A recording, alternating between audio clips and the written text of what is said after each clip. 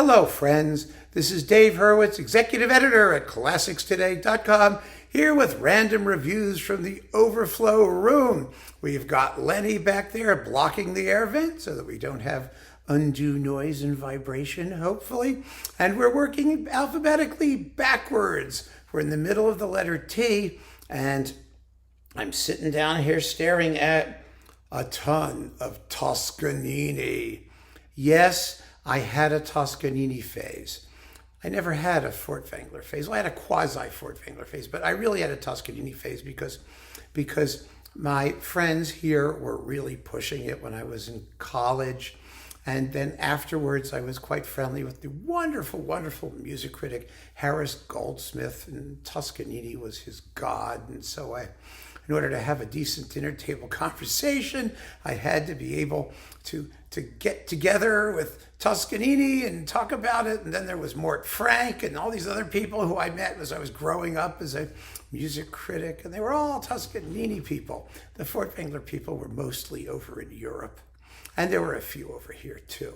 So, it was always that dichotomy, the great conductors. Toscanini was about 5 billion times the conductor that Furtwängler ever was. I mean, he was better in more repertoire. He had, I don't even want to go there. There's no question about that. But in terms of the discography, they both have their fanatical followings. And so, here we go. Anyway, I've got this stuff sort of clumped together by record label. Or how it came out. So let's start with Opus Kura reissues.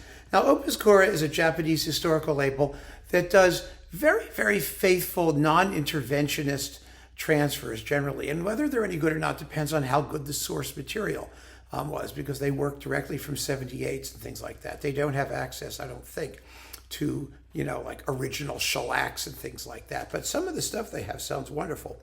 So we've got, let's see, there's so much stuff here. They tell you what the provenance is. These are UK things. And Anthology 2, NBC Symphony. Carmen Suite, Roman Carnival, Berlioz, Queen Maud Scherzo, Sanson, Danse Macabre, Hansel and Gretel Prelude, The Moldau, Finlandia. That's one. And then on this one, we've got Schubert Symphony No. 9 and Berlioz Romeo and Juliet Part 2. Recorded in 1947, and Mendelssohn Midsummer Night's Dream Scherzo. Like I said, depending on the source, some of these sound really good, but I'm not going to get into the details because we're going to see these same things over and over again. Heifetz and Toscanini, Beethoven Violin Concerto, and Beethoven 7, 1936 New York Phil. That's great, and this is my favorite transfer of it. For reasons I can't even go into, adequately explained verbally. They just have a very, very good source, and it sounds marvelous. Yes, there's, but when you get through that, you hear really natural, wonderful recorded sound for the period, for 36. It's kind of amazing. And it's, of course, one of the great Beethoven 7s ever, maybe the iconic Beethoven 7th ever, because it's the one that kind of set the standard for orchestral execution. And when Toscanini took the New York Phil on tour around this time and all that stuff, I mean, he just blew everyone's brains away with how fabulously they played. And you can hear that here. It's great. I had this on LP when I was a kid. And it was very exciting. My mom had this record. And then we've got, let's see, what's this? Saint-Saëns Organ Symphony and Elgar's Enigma Variations with the NBC Symphony. These are all UK HMV LP sources. Don't ask me why they're now being put on compact disc. Oh, the NBC Anthology No. 2, Catalani, Ponchielli, Donizetti, Ducat, Thomas, Harold, Brahms. Okay, we know. Mozart, 40 and 41, and the Vaughan Williams Tallis Fantasia. Now that's interesting. It really is. The Mozart, not so much. The Vaughan Williams, yes. And the Bach aria, Bach air on a G string, that thing, okay. That's kind of cool. So let's put those up here. Toscanini and Emanuel Feuermann to Don Quixote by Strauss, Haydn's Oxford Symphony. So that's fun. I mean, let's see, what does this come from? There's a private LP of one of them, whatever that means. And yeah, okay.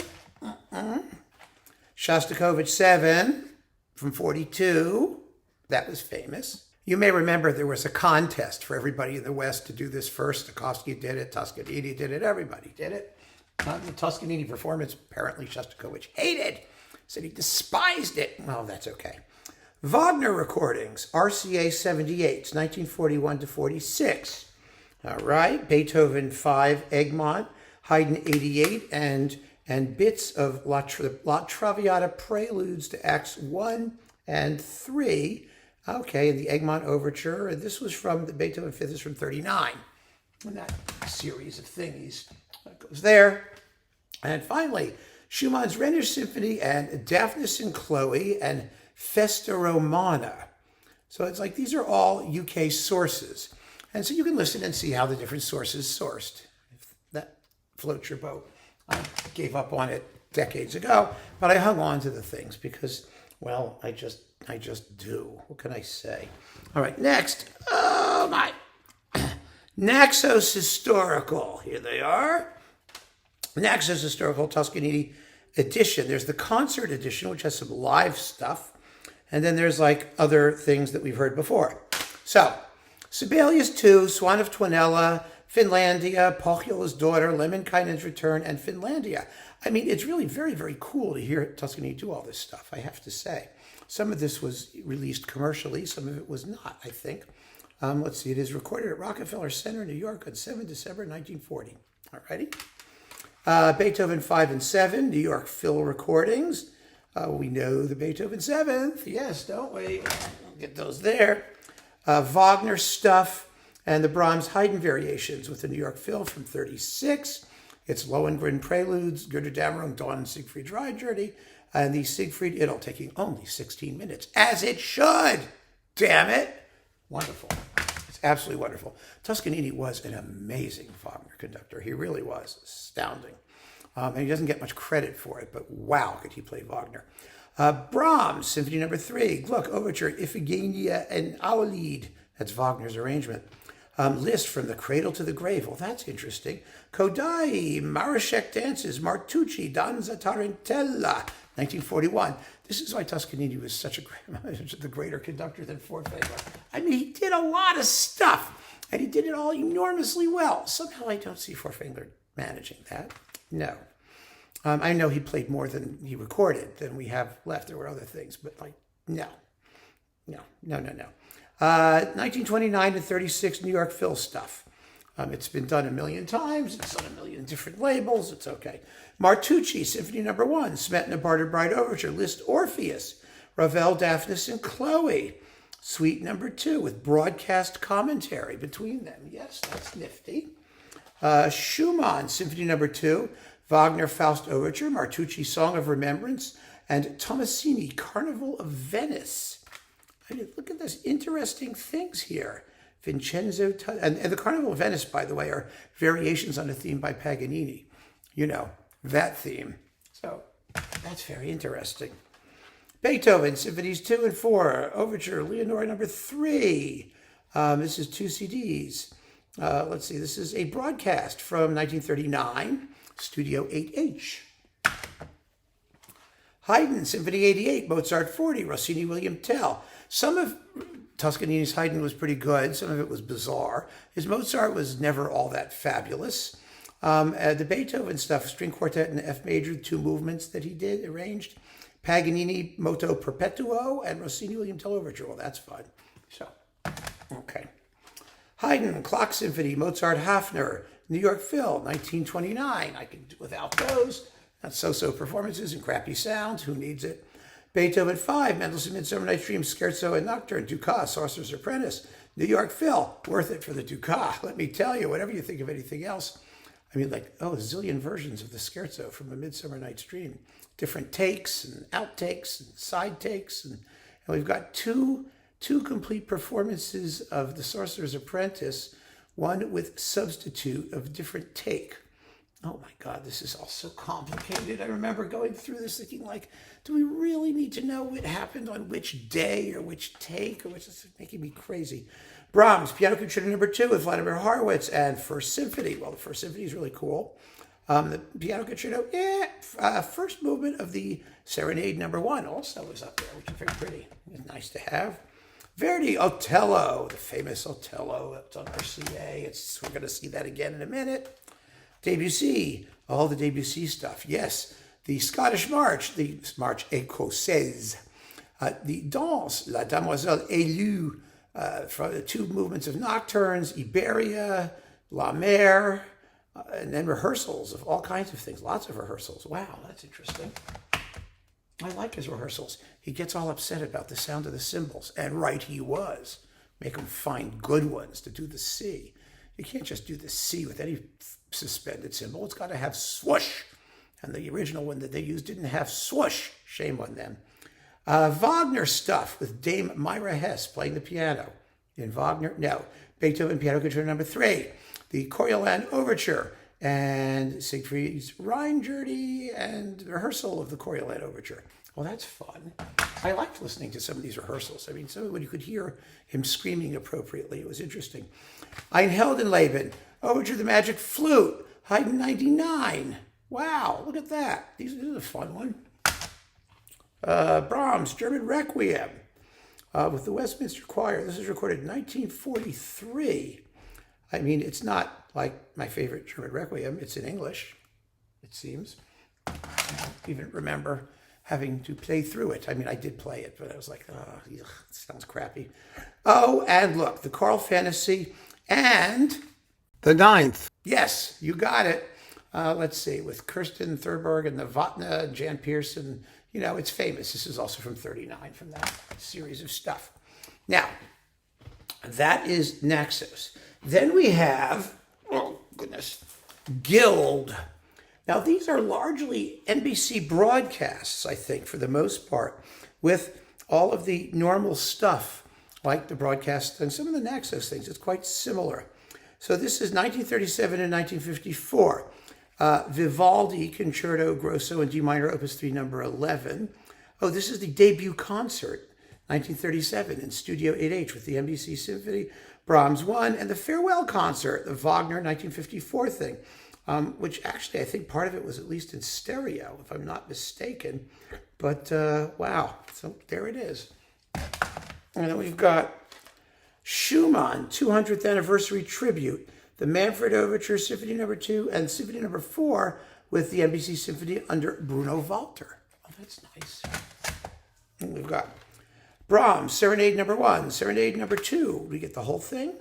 All of it? Yes, 2, 3, 4, 5. Yes, Serenade No. 1, Serenade No. 2, Academic Festival Overture, Piano Concerto No. 2 with Robert Casadesu, and 4 part songs with the New York Ladies Choir. That's interesting. See, there's more in this stuff than RCA released. And that's what's fun, like the Atterberg Symphony No. 6. Yay! Barbara Adagio. Fernandez, the Batuque, which in this day, at this point was called Raisado do Pastoreo Batuque. Richard Strauss, Don Juan, and La Valse. What a cool arrangement of stuff. I mean, really, some of this stuff is just wonderful.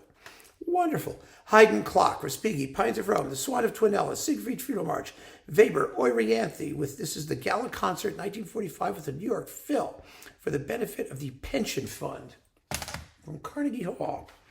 The Missa Solemnis and the Violin Concerto with Heifetz from 1940. These are both 1940. Okay.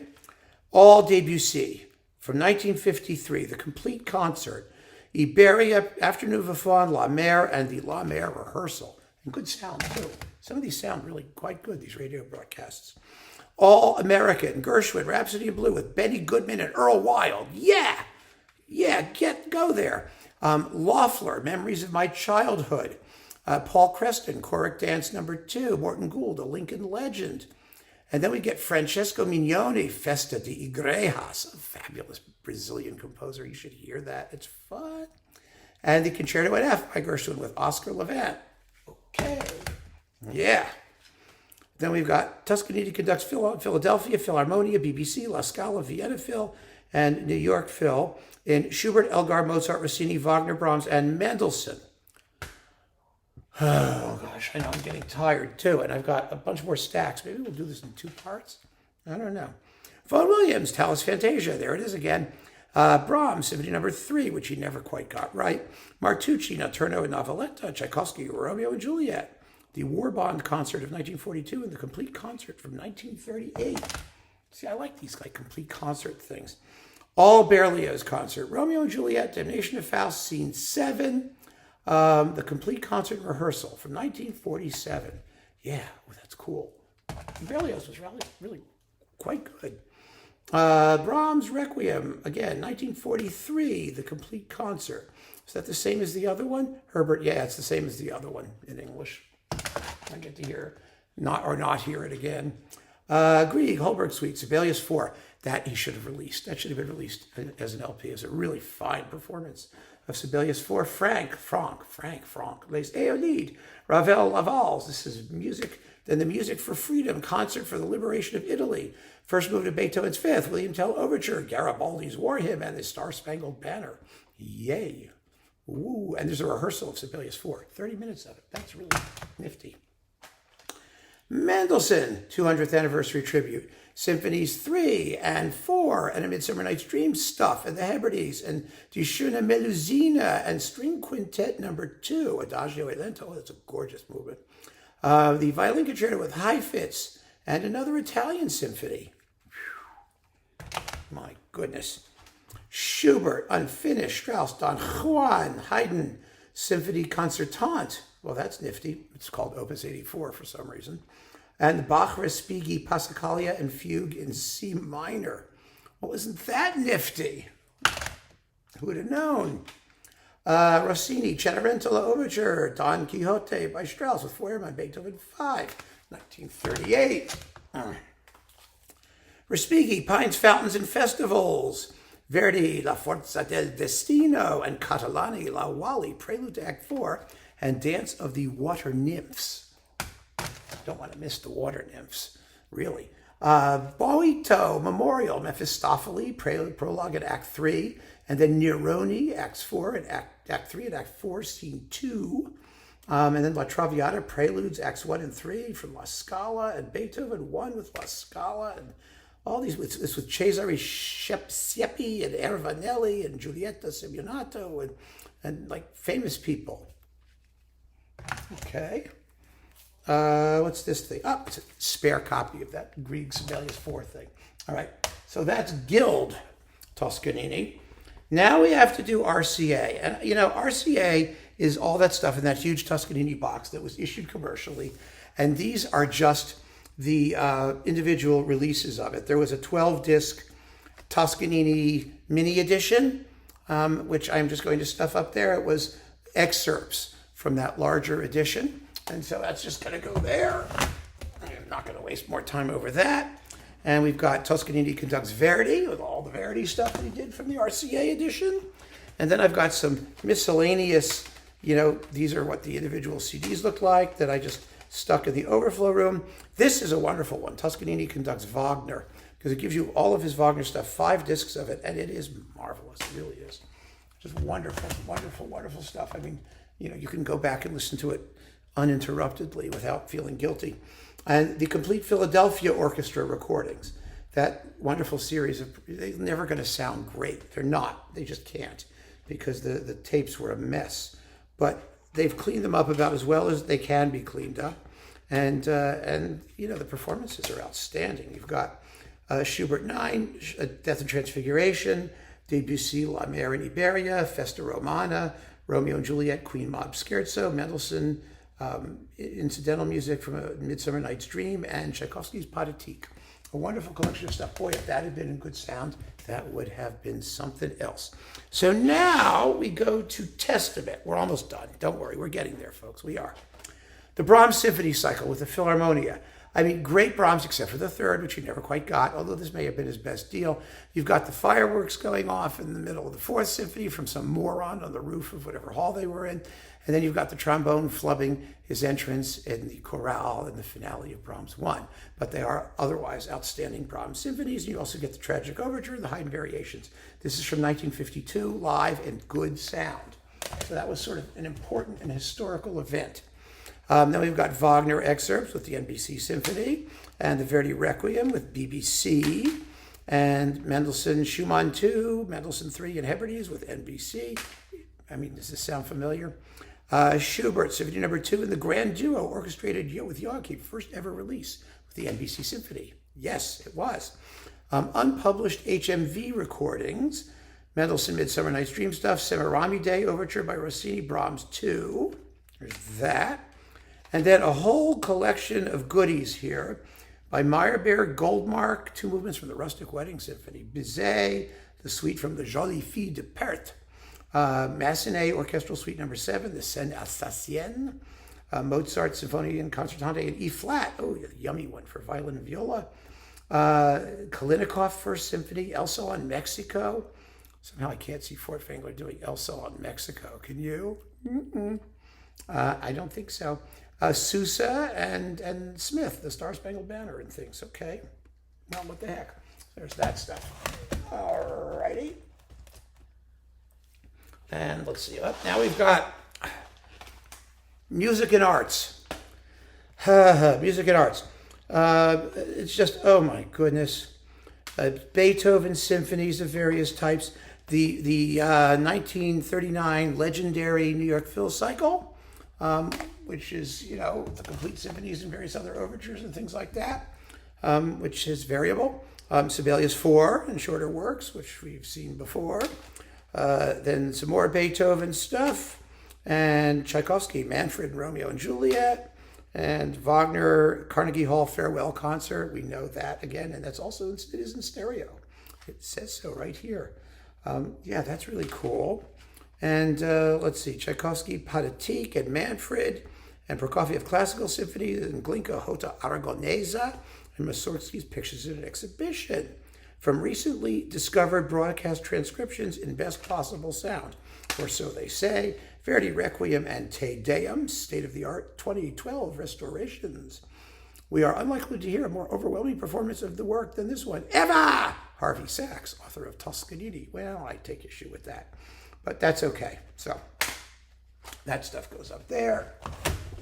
And wait a minute, take some stuff down here. And last but not least, I knew we'd get there. This is just miscellaneous Toscanini stuff. The Arturo Toscanini Recordings Association. Let's see. This is the legendary 1938 broadcast of excellent sound of the Ninth. Yes, exactly. Popular orchestral favorites on Symposium. The EMI icon set of Toscanini BBC recordings. I've got several of those sitting around. More from the BBC, the Mrs. Solemnis, Beethoven 7th, and Mozart 35 in wretched sound. It sounds awful. The Great Conductors of the 20th Century thing, remember that? BBC Symphony Orchestra No. 2, Beethoven, Mozart, Rossini, Brahms, Wagner, celebrated overtures on Aura, whatever that was. Toscanini Rarities on Iron Needle, just like some strange pirate outfit. I'm not even going to go into it. So there we are. That is mostly Toscanini. And one last but not least, because in my obsessive compulsiveness, I wanted to just check something out. I went and ordered Pristine Classicals CDs, and they're CD-ROMs, they're burned things, of the 1939 Beethoven cycle. And here it is. This is how it arrives in these little plastic sleety things with, nothing, notes or packaging particularly. And some people swear by Pristine Classical. They do good work, I freely confess.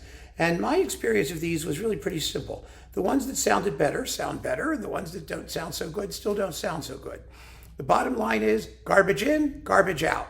Yes, they could improve the sound to a degree of things that, were already on the cusp, and they can make them sound a little better.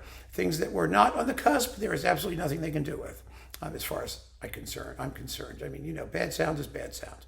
That is the entire Toscanini Overflow thing. It's almost an entire shelf up here. Oh my goodness. And most of it I have to confess I'm probably never going to listen to again, but I keep it out of professional obligation because sometimes I have to make comparisons, and so I have multiple versions of some of these things. I can talk about transfers like I just sort of kind of did briefly, and it's 6 in one, a half dozen in the other. It's there. So keep on listening, friends. Thanks for joining me down here in the Overflow room. Take care.